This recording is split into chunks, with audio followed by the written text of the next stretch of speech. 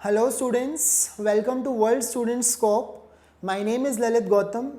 I am Masters in Physics and Electronics and you will be starting physics classes with me. Okay, today we will start class 11th physics from chapter 1 that is physical world. So physical world ये जो chapter 1 NCERT में given है इसे हम ज़्यादा time पर skip ही कर देते हैं. मैंने भी अपने टाइम पर स्किप किया था बिकॉज इस चैप्टर से ज़्यादा क्वेश्चंस पूछे नहीं जाते हैं एग्जाम से. So exam point of view से ये चैप्टर ज़्यादा इंपॉर्टेंट नहीं है, right. But today in this short video we are going to cover just the important part from this chapter. Okay, so if you are starting physics after class 10th, आप पहली बार अगर physics पढ़ रहे हो class 11th की, तो I will suggest you कि आप भी इस चैप्टर को पूरा ना पढ़ें बिकॉज इस चैप्टर में बहुत सारी ऐसी टर्म्स, ऐसी थ्योरीज, ऐसी जैसे मैक्सवेल इक्वेशन और भी बहुत सारी ऐसी थ्योरीज के नेम गिवन है जो आपने अभी तक पढ़ी ही नहीं है, राइट. तो आई विल सजेस्ट यू कि आप क्लास 11th और क्लास 12th की फिजिक्स को एक बार अपना कंप्लीट कर लें, उसके बाद आप इस चैप्टर को कवर करें, that is physical world. Okay, क्योंकि इस चैप्टर में बहुत सारे ऐसे टर्म्स और कंडीशन, ऐसे वर्ड्स, कीवर्ड्स को यूज़ किया गया है जो हमें नहीं पता है अभी तक, अगर आपने क्लास 10th से जस्ट क्लास 11th में आए हैं तो, ठीक है. सो हम इस चैप्टर में ऐसा नहीं है कुछ भी इंपॉर्टेंट नहीं है, this chapter is very informative, but इसे पढ़ने का फ़ायदा तभी है जब हमें उन सभी थ्योरीज़ की, उन इक्वेशंस के बारे में पता हो. बहुत सारे ऐसे वर्ड्स हैं जिनके बारे में हमें नहीं पता है. So we will start with this chapter physical world और हम इसका सिर्फ इम्पॉर्टेंट पार्ट जो है वो कवर करेंगे.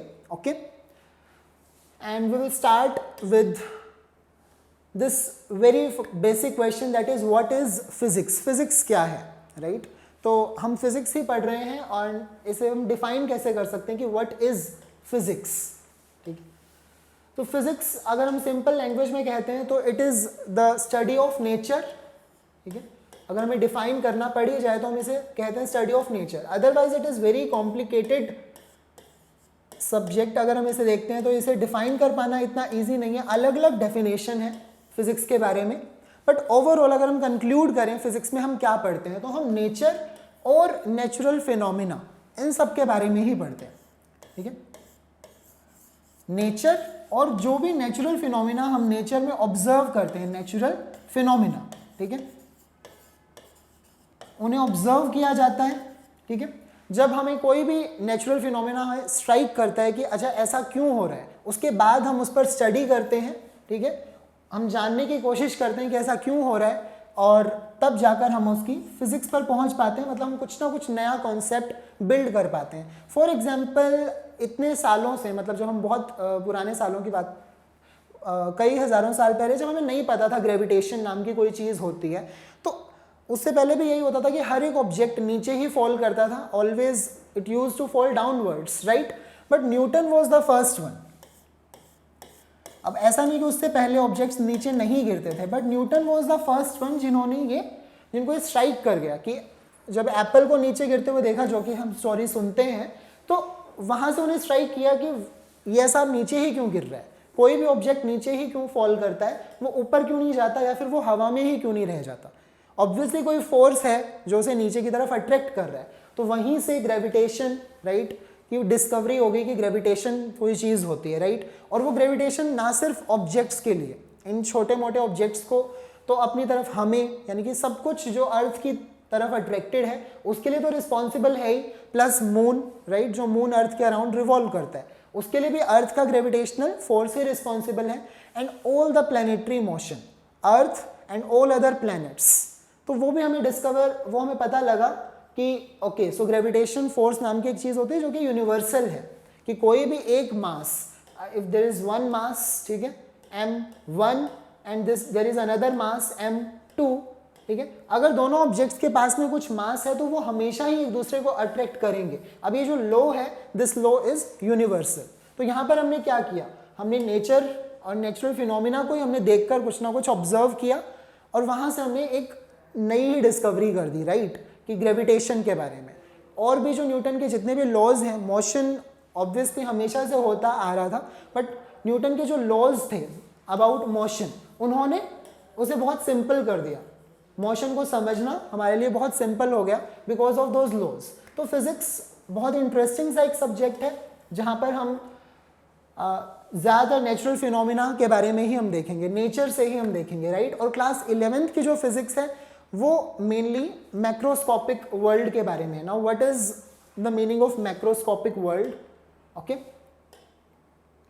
अब दो टर्म होती है, macroscopic and microscopic. Macroscopic and microscopic.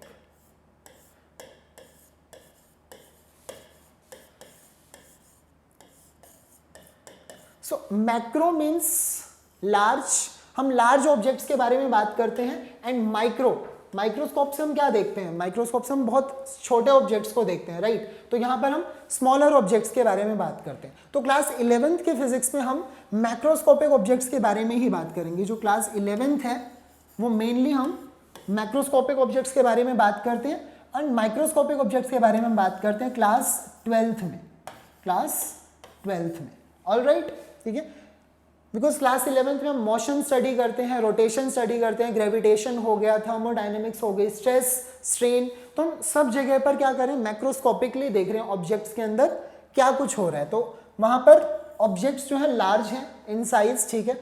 लेकिन जैसे हम क्लास 12th में जाएंगे तो हम पढ़ेंगे इलेक्ट्रोस्टैटिक्स पढ़ते हैं, that is all about charges, electron, proton, neutron. क्या हम इलेक्ट्रॉन को देख सकते हैं? नहीं, electron is a microscopic object.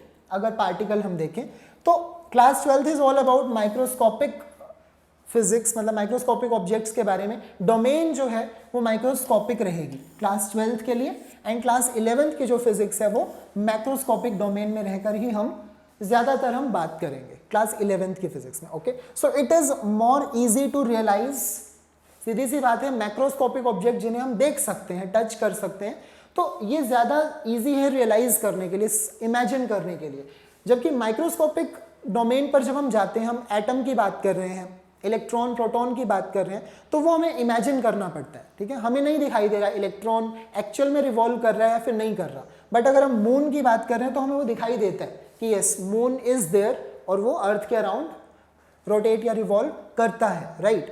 तो ये है हमारा सिलेबस क्लास, मतलब सिलेबस तो नहीं, कि मेजर जो डिफरेंस है क्लास 11th और 12th के अंदर। ओके, फिजिक्स के बारे में हम बात कर चुके हैं कि फिजिक्स क्या होती है, ऑलराइट, और हम कैसे फिजिक्स पढ़ने वाले हैं क्लास 11th में और 12th में। Okay, so let's start now in this first chapter. अब मैंने कहा कि बहुत सारे चीज़ें यहाँ पर दी हुई हैं, लेकिन हम मेनली बात करने वाले हैं फोर्सेस के बारे में। Physics is all about forces. Force word जो बहुत इंपॉर्टेंट है, राइट। अब पहले के टाइम पर जब हमें फोर्स के बारे में अगर हम सोचें, we don't know force word तब तक बना था या फिर नहीं बना था, बट फोर्स को हम डिफाइन अभी तक ऐसे ही करते आए हैं छोटी क्लासेस में। Push, it is a push, और पुल, ठीक है। और लोगों को पता था कि उस टाइम पर अगर वो किसी ऑब्जेक्ट को पुश कर रहे हैं या फिर किसी ऑब्जेक्ट को पुल कर रहे हैं तो ऑब्वियसली वो कुछ फोर्स लगा रहे हैं और वो ऑब्जेक्ट मूव करेगा, राइट। वो तो सीधी सी बात है। वहां पर जो फोर्स अप्लाई कर रहा है, यानी कि if I am pulling something और if I am pushing an object, अगर मैं किसी ऑब्जेक्ट को पुश कर रहा हूं, so I am in touch, मैं कॉन्टेक्ट में हूं, मैं उस ऑब्जेक्ट के साथ में कॉन्टेक्ट में हूं, राइट। तो these forces are known as contact forces. जहां पर हम ऑब्जेक्ट के साथ में कॉन्टेक्ट में होते हैं, हमारा डायरेक्ट टच है वहां पर, ठीक है, कॉन्टेक्ट में है, तो कॉन्टेक्ट फोर्सेस। फॉर एग्जाम्पल, अब ये बहुत सारे हो सकते हैं। फ्रिक्शन,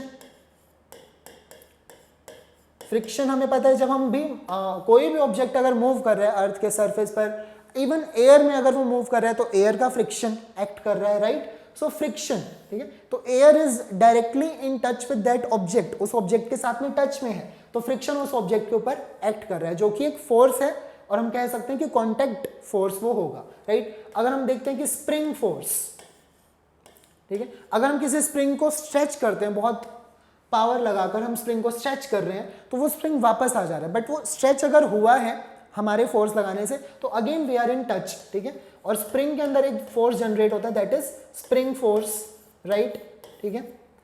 तो उसके बाद में हम और एग्जांपल देख सकते हैं, जैसे कि बायंट फोर्स, BUOYANT, स्पेलिंग आप देख लेना, बायंट फोर्स, ये भी आपने क्लास 9th में ज़रूर पढ़ा होगा। बायंट फोर्स, आर्किमिडीज प्रिंसिपल, ये सब क्लास 9th में आ गया था। तो बायंट फोर्स क्या होता है? कोई भी लिक्विड किसी ऑब्जेक्ट पर जो फोर्स लगाता है इन अपवर्ड डायरेक्शन, राइट, तो वो हमें लिक्विड के अंदर वो ऑब्जेक्ट्स कैसे फील होते हैं? लाइट वेट, वो ज़्यादा हैवी हमें फील नहीं होते ड्यू टू बायंट फोर्स।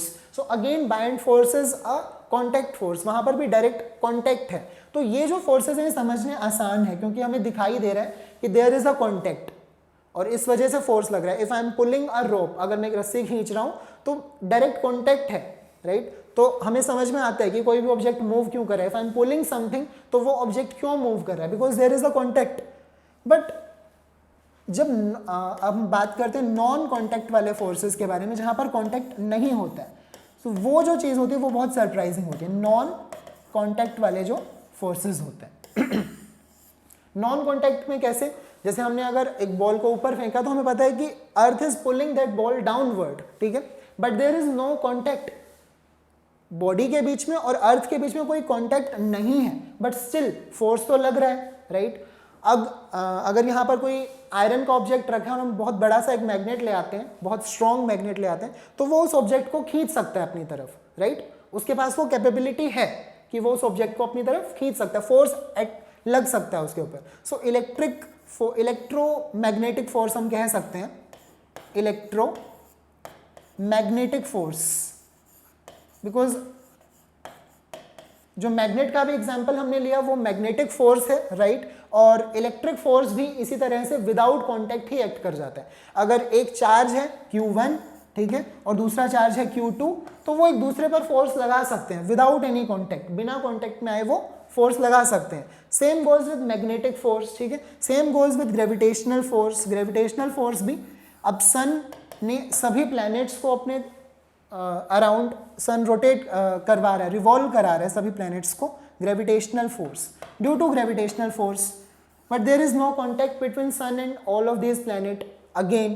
तो ये जो फोर्सेज हैं ये हैं नॉन कॉन्टैक्ट फोर्सेज। तो कहने का मतलब ये है कि बहुत सारे फोर्सेज हम फिजिक्स में पढ़ते हैं, ऑलमोस्ट हर एक चैप्टर में हमें ये वर्ड देखने को मिल जाता है, दैट इज फोर्स, ऑलराइट। और अभी तक हम इस फोर्स को ऐसे डिफाइन करते थे कि फोर्स इज अ पुश और पुल, बट हम हर चैप्टर में अगर इलेक्ट्रिक फोर्स पढ़ेंगे तो उसके बारे में हम एक प्रॉपर डेफिनेशन देखेंगे, मैग्नेटिक फोर्स की अलग डेफिनेशन होती है, ग्रेविटेशनल फोर्स को हम अलग से डिफाइन करते हैं, तो हम इंडिविजुअली डिफाइन करते हैं, बट ओवरऑल इन जनरल अगर हम देखें तो फोर्स क्या है?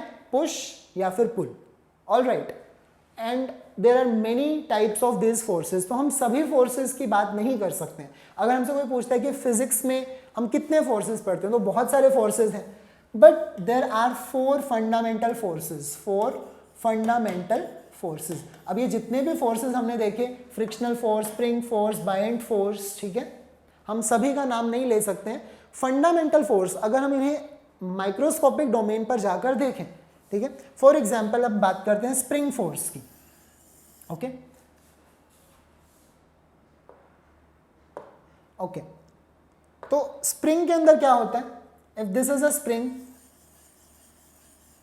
ठीक है, ये अपनी नॉर्मल अनस्ट्रेच्ड पोजीशन में है, and let's say I applied force, मैंने कोई फोर्स अप्लाई किया स्प्रिंग के ऊपर, तो ऑब्वियसली ये स्प्रिंग क्या हो जाएगा? स्ट्रेच हो जाएगा अपनी नॉर्मल पोजीशन से, कुछ इस तरह से स्प्रिंग स्ट्रेच हो गया ड्यू टू दिस फोर्स, मैंने एक फोर्स अप्लाई किया। बट स्प्रिंग के अंदर एक अपना स्प्रिंग फोर्स जनरेट होता है जिसको हम कहते हैं स्प्रिंग फोर्स,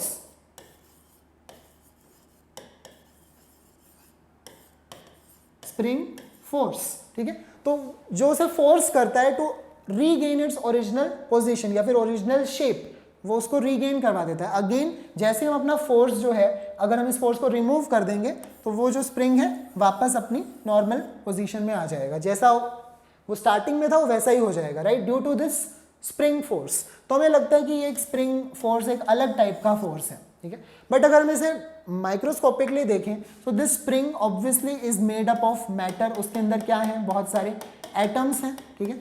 अगर हम स्प्रिंग को जूम करके देखें, माइक्रोस्कोप की हेल्प से देखें, तो इसके अंदर क्या है? एटम्स हैं, ठीक है। तो जैसे हमने स्प्रिंग को स्ट्रेच किया, अब इन एटम्स के बीच का डिस्टेंस भी इंक्रीज कर गया, ठीक है। हर एक एटम के बीच में या फिर मॉलिक्यूल जो भी इसके अंदर है उनके बीच का जो डिस्टेंस है वो इंक्रीज कर गया, ओवरऑल डिस्टेंस इंक्रीज कर गया. But here comes electromagnetic force. Electromagnetic force, we know कि एटम्स के अंदर इलेक्ट्रॉन, प्रोटॉन ये सब होते हैं, राइट. तो वो एक दूसरे को अट्रैक्ट कर रहे होते हैं. एटम एक दूसरे एटम को भी अट्रैक्ट कर रहा होता है, राइट. तो वो अपने किसी एक नॉर्मल पोजीशन में थे, एक नॉर्मल डिस्टेंस में थे जहां पर वो हम कह सकते हैं अनस्ट्रेच्ड पोजीशन में जैसे वो ओरिजिनली थे, तो उनके बीच का डिस्टेंस सही था. बट जैसे आपने उसे स्ट्रेच किया उनके बीच का डिस्टेंस इंक्रीज कर गया ओवरऑल एटम्स के बीच में. And they will try to attract each other. वो दोबारा से एक दूसरे को अट्रैक्ट करेंगे ड्यू टू इलेक्ट्रोमैग्नेटिक फोर्स. ठीक है.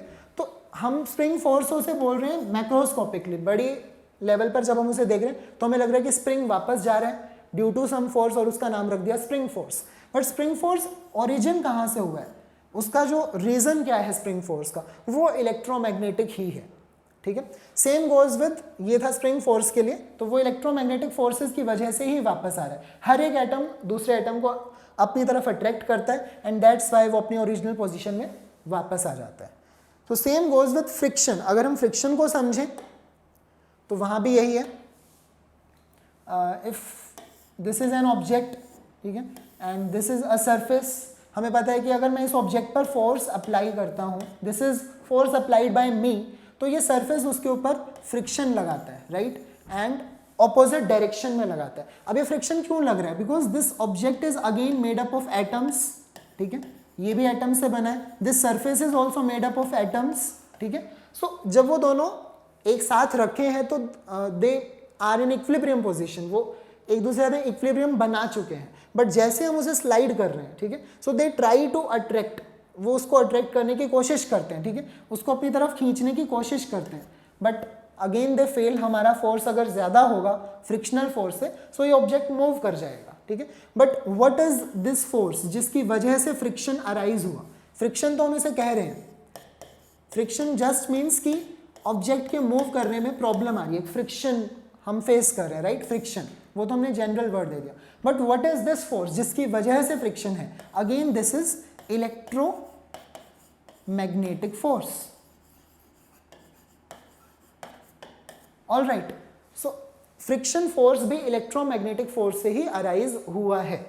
तो इस तरह से हम कह सकते हैं कि जितने भी फोर्सेस हम फिजिक्स में पढ़ते हैं, फोर्सेस बहुत सारे हैं, बट फंडामेंटल फोर्सेस, ओके, जहां से बाकी सभी फोर्सेस का ओरिजिन हुआ है वो, ओके.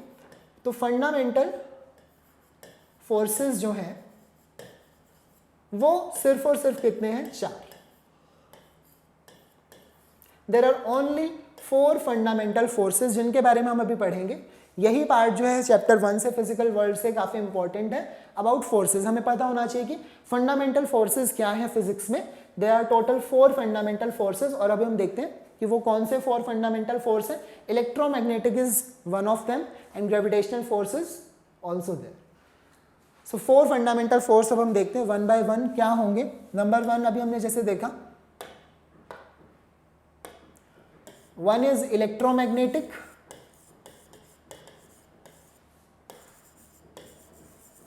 Electromagnetic force. ठीक है. Another one is gravitational force. इन दोनों फोर्सेस के बारे में आप ऑब्वियसली थोड़ा बहुत जानते हैं. Gravitational force. Then there is third जो फंडामेंटल फोर्स होता है, that is strong nuclear force. Strong nuclear force. All right. And fourth fundamental force is weak nuclear force, या फिर वीक फोर्सेस भी हम कह देते हैं, weak forces or weak nuclear forces. So these are 4 fundamental forces: electromagnetic, gravitational, strong nuclear force and weak forces. So these 2 forces are new for you. ये आपके लिए नए हैं. एंड इलेक्ट्रोमैग्नेटिक और ग्रेविटेशनल फोर्स के बारे में आप ऑलरेडी जानते हैं, right. Gravitation chapter class 9th में भी था. So these are only 4 fundamental force. इसके अलावा आप जो भी फोर्स देखते हैं फिजिक्स में, बाइंड फोर्स हुआ, फ्रिक्शनल फोर्स हुआ, नॉर्मल फोर्स, ठीक है, टेंशन, अगर हम एक स्ट्रिंग को स्ट्रेच करते हैं तो उसमें टेंशन आती है तो उसको हम कहते हैं tension. But that is also again electromagnetic force. ज़्यादातर फोर्स इलेक्ट्रोमैग्नेटिक ही होते हैं। ओके, ग्रेविटेशनल फोर्स भी हम समझ सकते हैं कि जो भी ऑब्जेक्ट अर्थ की तरफ है, ठीक है, या फिर सोलर सिस्टम में जितने भी प्लैनेट्स मूव कर पा रहे हैं, अगेन वहां पर कौन सा फोर्स आ गया, ग्रेविटेशनल फोर्स आ गया। ठीक है, स्ट्रॉन्ग न्यूक्लियर फोर्स कहां पर आते हैं, strong nuclear force, nuclear force.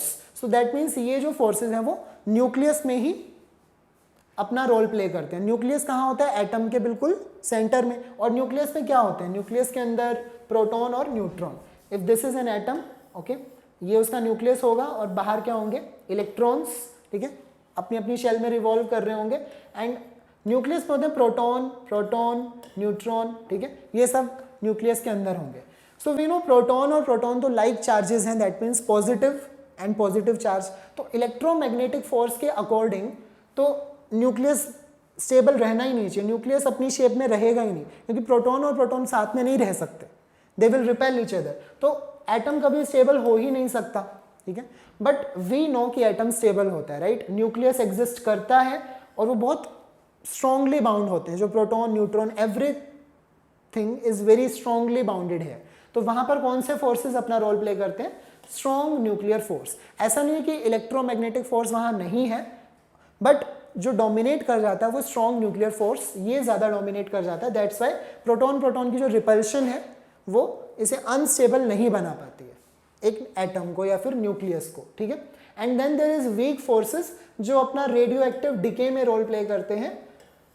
And maybe you'll study this part in class 12th। Class 12th में थोड़ा बहुत आप इसका नाम सुन सकते हैं, रेडियो एक्टिव डिके।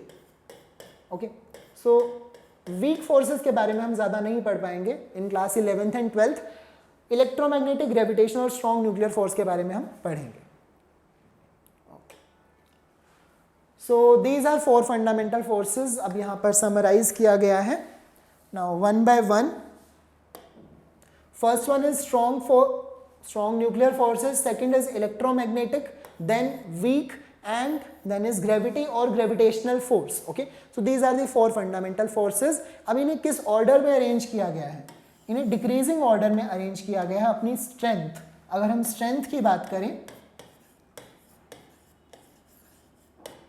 ठीक है, स्ट्रेंथ की अगर हम बात करते हैं तो वो डिक्रीजिंग ऑर्डर में इन्हें अरेंज किया गया है, ठीक है। स्ट्रॉन्ग फोर्सेस, अगर आपसे कोई पूछता है कि चारों फंडामेंटल फोर्स में सबसे स्ट्रॉन्ग कौन सा है, तो दैट इज स्ट्रॉन्ग फोर्स, जिसका नाम ही स्ट्रॉन्ग फोर्स है, राइट। सेकंड नंबर पर आते हैं इलेक्ट्रोमैग्नेटिक फोर्स, ठीक है। थर्ड पर है वीक फोर्सेस, तो ग्रेविटेशनल कहाँ गए, सबसे वीक। वीक फोर्सेस को आपने सबसे वीक नहीं समझना है, they are at third number. सबसे वीकेस्ट जो फंडामेंटल फोर्स है वो है gravitational force, alright. Gravitational force are the weakest of these 4।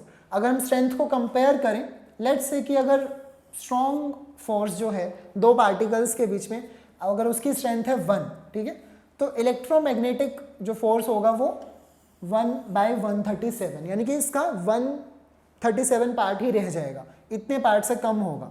Weak force होगा 10⁻⁻⁶ इसके कंपैरिजन में, सिर्फ कंपैरिजन किया गया है। और ग्रेविटेशनल फोर्स को अगर आप देखें तो उसकी स्ट्रेंथ हो जाएगी 6। तो चलो आप ग्रेविटेशनल फोर्स की अगर हम स्ट्रेंथ देखते हैं तो इट इज 10⁻39, ठीक है। तो gravitational force is the weakest force of these 4, okay, अगर हम स्ट्रेंथ की बात करते हैं, ऑलराइट।